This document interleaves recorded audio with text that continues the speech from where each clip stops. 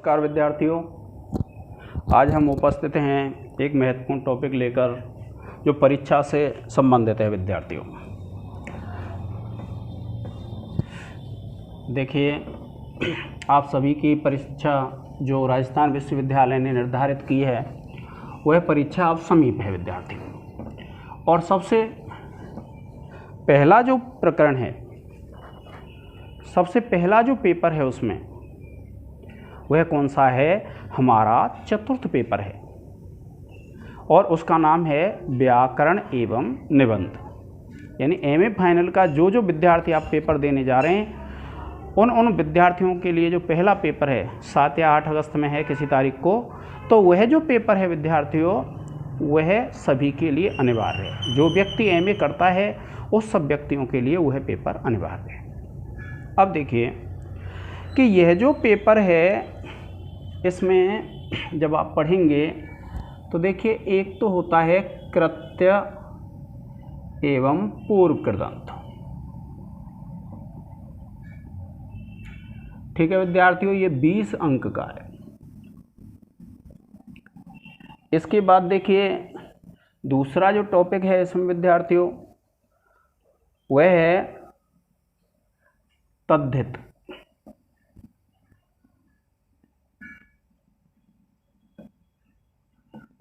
और तीसरा है विद्यार्थियों इसमें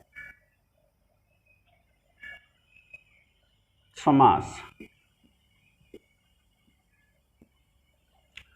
तो देखिए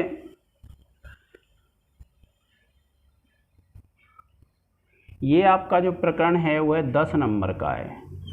और यह जो समास हैं, समास कितने नंबर के आते हैं? आपके 20 नंबर के। और समास के बाद विद्यार्थियों जब आप देखेंगे तो कारक है, ये जो कारक हैं वह कारक कितने के हैं विद्यार्थियों? 15 नंबर के। 15 नंबर के कारक हैं। और फिर देखिए निबंध है विद्यार्थियों, निबंध आपका 20 अंक का है। और फिर महाभाष्य है और यह विद्यार्थियों 15 नंबर का है। अब देखिए 5 और 5 10 और 2 और 1 3 और 2 5 और 1 6 और 2 8 और 1 9 और 1 10, 100 नंबर हो गए पूरे।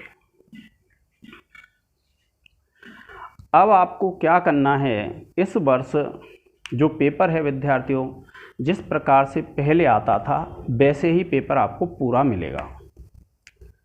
अब पूरा जो पेपर मिलेगा उसमें से आपको कितना करना है? इनमें से कोई से आप 50 नंबर कर देंगे, 50 अंक का। ये साल ऐसी है आपके लिए कि अगर आप इसको अच्छी तरह से कर देते हैं 100 में से 100 नंबर आपको मिल जाएंगे, क्योंकि आप पेपर 50 नंबर का कर रहे हैं और वहाँ आपको कितने मिलेंगे? पूरे 100 नंबर। अब देखिए कैसे। 50% कितना होगा? 100 का 50 अंक हो जाएगा। और जो इकाई वाला बिंदु होता है, इकाई से जो संबंध होता है जिसका, वह इकाई वाला संस्कृत में लागू नहीं होता है विद्यार्थियों। आपको क्या करना है? संस्कृत में इकाई पे ध्यान नहीं देना है। आपको सिर्फ इतना ध्यान देना है कि जब भी आप एमए का पेपर देने जाएं तो प्रिय विद्यार्थियों आप 50 नंबर देख लें कौन से आपसे आते हैं। अब देखिए यह जो 20 नंबर हैं ये मैंने आपको सिद्धियां करा दी हैं, जितनी सिद्धियां हैं व्याकरण में वो करा दी हैं। तो 20 में आपको इसमें क्या है? 10 सिद्धियां मिलेंगी और आपको 5 करनी है। यानी उसमें भी आपको विकल्प मिलेंगे, यानी 10 सिद्धियां आएंगी पेपर में और करनी कितनी है? 5। मैंने आपको टोटल करा दी, एक भी आउट नहीं जाएगी। अगर जाए तो आप मुझसे कमेंट्स बॉक्स में बता देना। तद्धित प्रकरण कराया नहीं है विद्यार्थियों मैंने। कारक हैं, सॉरी समास हैं। समास में मैंने अव्ययी भाव करा दिया है। अव्ययी भाव और जो सुप सुपा यानी केवल समास है उसमें से विद्यार्थियों 2 सिद्धियां मिल जाएंगी आपको। ये मेरा आपसे वादा है, अगर नहीं मिले तो मुझसे बता देना। अगर आप उसको कंप्लीट कर लेते हो सिद्धियों को, तो अव्ययीभाव समास की 2 सिद्धियां मिल जाएंगी। और इन समासों में होता क्या है कि आपके लिए समास मिलेंगे 10, और 10 में से आपको 5 करने हैं। कितने? 10 मिलेंगे, 10 में से 5 करने हैं। यानी प्रत्येक समास की सिद्धि और कृत्य की कितने की है? 4 नंबर की है। तो ये बहुत छोटी सिद्धियां होती हैं, ये थोड़ी सी बड़ी हैं समास वाली, तो आप देख लेना, चाहे तो आपको 2 सिद्धियां मिल जाएंगी 8 नंबर की। अब उसके बाद देखिए, जो मैंने कराया, मैं आ रहा था यहाँ कारक पे। कारक के सूत्र आप सबने पढ़े हुए हैं, आपको घबराने की जरूरत नहीं है। आपने पढ़ा हुआ है कर्तुर ईप्सितमम कर्म। आपको पता है इसका अर्थ क्या है? कर्ता का जो ईप्सितम होता है उसको कर्म कहते हैं, इतना सा अर्थ है। जैसे रामः पुस्तकम पठति, यह उदाहरण हो जाएगा। आप लिखेंगे इस उदाहरण में पुस्तक कर्ता का अभिष्ट है, इष्ट है, इसलिए पुस्तक की कर्म संज्ञा होती है और कर्मणि द्वितीय आते, उसमें द्वितीय विभक्ति हो जाती है। बताइए कहाँ दिक्कत है? और इसमें भी क्या है, इसमें आपको 6 सूत्र मिलेंगे और 6 सूत्र में से आपको 3 की व्याख्या करनी है केवल। कितने कितने नंबर के हैं? 5-5 नंबर के। यानी थोड़ा सा लिखेंगे, बहुत ज़्यादा मिलेगा। जैसे और भी उदाहरण हैं, जैसे मान लीजिए आप एक उदाहरण पढ़ते हैं, कालाध्वनोर अत्यंत संयोगे, तृतीया का उदाहरण है ये।